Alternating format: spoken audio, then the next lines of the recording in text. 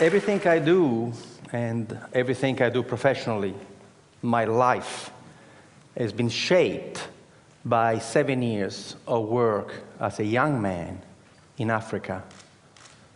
From 1971 to 1977, I look young, but I'm not. I worked in Zambia, Kenya, Ivory Coast, Algeria, Somalia, in projects of technical cooperation with African countries. I worked for an Italian NGO. And every single project that we set up in Africa failed. And I was distraught. I thought, age 21, that we Italians were good people and we were doing good work in Africa. Instead, everything we touched, we killed. Our first project, the one that has inspired my first book, Ripples from the Zambezi, was a project where we Italians decided to teach Zambian people how to grow food. So we arrived there with Italian seeds in southern Zambia, in this absolutely magnificent valley, going down to the Zambezi River, and we taught the local people how to grow Italian tomatoes and zucchini. And of course, the local people had absolutely no interest in doing that, so we paid them to come and work, and sometimes they would show up. And we were amazed that the local people in such fertile valley would not have any agriculture. But instead of asking them how come they were not growing anything, we simply said, thank God we're here. Just in the nick of time to save the Zambian people from starvation. And of course, everything in Africa grew beautifully, and we had these magnificent tomatoes. In Italy, a tomato would grow to this size, in Zambia, to this size. And we could not believe. And we were telling the Zambians, look how easy agriculture is. When the tomatoes were nice and ripe and red, overnight, some 200 hippos came out from the river and they ate everything. And we said to the Zambians, my God, the hippos! And the Zambians said, yes, that's why we have no agriculture here. Why didn't you tell us? You never asked. I thought it was only us Italians blundering around Africa, but then I saw what the Americans were doing, what the English were doing, what the French were doing, and after seeing what they were doing, I became quite proud of our project in Zambia, because you see, at least we fed the hippos. You should see the rubbish. You should see the rubbish that we have bestowed on unsuspecting African people. You want to read the book? Read Dead Aid by Dambisa Moyo, Zambian woman economist. The book was published in 2009. We, Western donor country, have given the African continent $2 trillion American in the last 50 years. I'm not going to tell you the damage that the money has done. Just go and read her book. Read it from an African woman, the damage that we have done. We Western people are imperialist, colonialist, and missionaries. And there are only two ways we deal with people. We either patronize them, or we are paternalistic. The two words come from the Latin root pater, which means father. But they mean two different things. Paternalistic, I treat anybody from a different culture as if they were my children. I love you so much. Patronizing, I treat everybody from another culture as if they were my servants. That's why the white people in Africa are called Bwana, boss. I was given a slap in the face reading a book, Small is Beautiful, written by Schumacher, who said, above all in economic development, if people do not wish to be helped, leave them alone. This should be the first principle of aid. The first principle of aid is respect. This morning, the gentleman who opened this conference lay a stick on the floor and say, can you imagine a city that is not neocolonial? I decided when I was 27 years old to only respond to people. And I invented a system called enterprise facilitation, where you never initiate anything, you never motivate anybody, but you become a servant of the local passion, the servant of local people who have a dream to become a better person.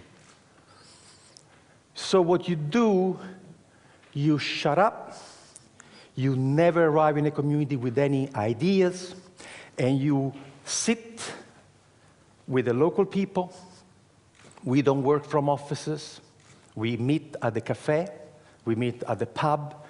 We have zero infrastructure. And what we do, we become friends. And we find out what that person wants to do. The most important thing is passion. You can give somebody an idea. If that person doesn't want to do it, what are you going to do? The passion that the person has for her own growth is the most important thing. The passion that the man has for his own personal growth is the most important thing. And then we help them to go and find the knowledge, because nobody in the world can succeed alone. The person with the idea may not have the knowledge, but the knowledge is available. So years and years ago, I had this idea, why don't we for once, instead of arriving in a community to tell people what to do, why don't for once listen to them, but not in community meetings? Let me tell you a secret. There is a problem with community meetings. Entrepreneurs never come. And they never tell you in a public meeting what they want to do with their own money, what opportunity they have identified. So planning has this blind spot. The smartest people in your community, you don't even know, because they don't come to your public meetings. What we do, we work one-on-one. And to work one-on-one, you have to create a social infrastructure that doesn't exist. You have to create a new profession. The profession is the family doctor of enterprise, the family doctor of business, who sits with you in your house, at your kitchen table, at the cafe, and helps you find the resources to transform your passion into a way to make a living. I started this as a tryout in Esperance, in Western Australia. I was doing a PhD at the time, trying to go away from this patronizing bullshit that we arrive and tell you what to do. And so what I did in Esperance that first year was to just walk the streets. And in 3 days, I had my first client. And I helped this first guy who was smoking fish from a garage, was a Maori guy. And I helped him to sell to the restaurant in Perth, to get organized. And then the fisherman came to me to say, you the guy who helped Maori, can you help us? And I helped these 5 fishermen to work together and get this beautiful tuna, not to the cannery in Albany for 60 cents a kilo, but we find a way to take the fish for sushi to Japan for $15 a kilo. And the farmers came to talk to me, say, hey, you help them, can you help us? In a year, I had 27 projects going on, and the government came to see me to say, how can you do that? How can you do? And I said, I do something very, very, very difficult. I shut up and listen to them. So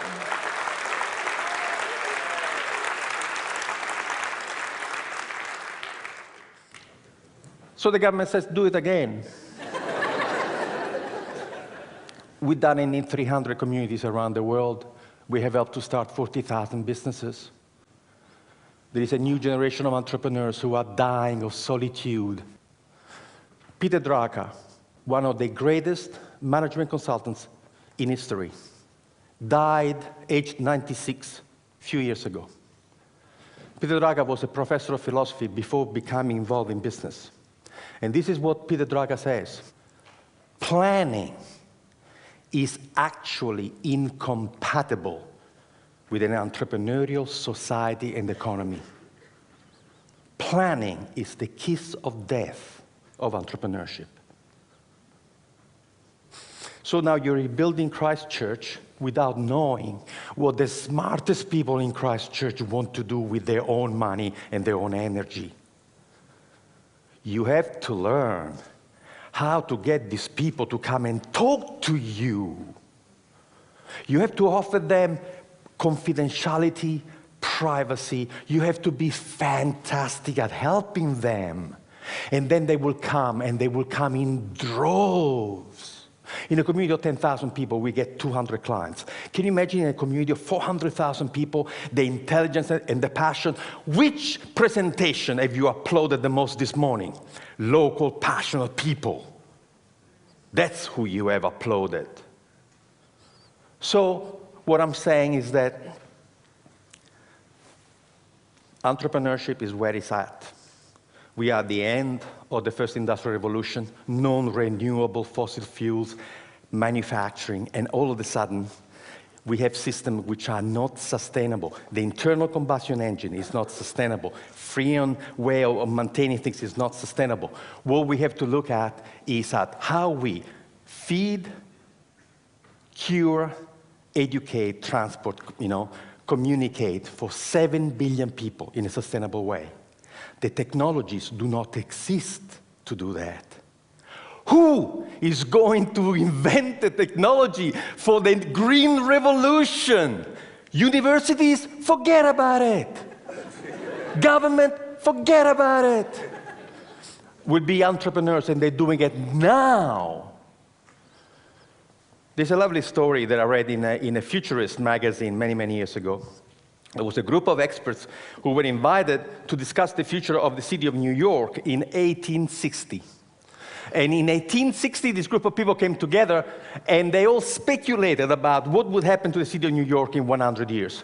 And the conclusion was unanimous. The city of New York would not exist in 100 years. Why? Because they look at the curve and say, if the population keeps growing at this rate, to move the population of New York around, they would have needed 6 million horses. And the manure created by 6 million horses would be impossible to deal with. They were already drowning in manure. So 1860, they are seeing this dirty technology that is going to choke the life out of New York. So what happens in 40 years' time, in year 1900, in the United States of America, there were 1,001 car manufacturing companies. 1,001. The idea of funding a different technology had absolutely taken over. And there were tiny, tiny little factories in backwaters, Dearborn, Michigan, Henry Ford. However, there is a secret to work with entrepreneurs. First, you have to offer them confidentiality, otherwise they don't come and talk to you. Then you have to offer them absolute dedicated, passionate service to them. And then you have to tell them the truth about entrepreneurship. The smallest company, the biggest company, has to be capable of doing 3 things beautifully. The product that you want to sell has to be fantastic. You have to have fantastic marketing. And you have tremendous financial management. Guess what? We have never met a single human being in the world who can make it, sell it, and look after the money. Doesn't exist. This person has never been born. We've done the research. And we have looked at the 100 iconic companies of the world: Carnegie, Westinghouse, Edison, Ford, all the new companies, Google, Yahoo, There's only one thing that all the successful companies in the world have in common. Only one. None was started by one person. Now we teach entrepreneurship to 16 years old in Northumberland, and we start the class by giving them the first 2 pages of Richard Branson's autobiography, and the task of the 16 years old is to underline in the first 2 pages of Richard Branson's autobiography how many times Richard uses the word I, and how many times he uses the word we. Never the word I and the word we, 32 times. He wasn't alone when he started. Nobody started a company alone. No one. So we can create a community where we have facilitators who come from a small business background, sitting in cafes, in bars, and are your dedicated buddies, who will go to you what somebody did for this gentleman who talked about, this epic. Somebody who will say to you, what do you need? What can you do? Can you make it? Okay, can you sell it? Can you look after the money? Oh, no, I cannot do this. Would you like me to find you somebody? We activate communities.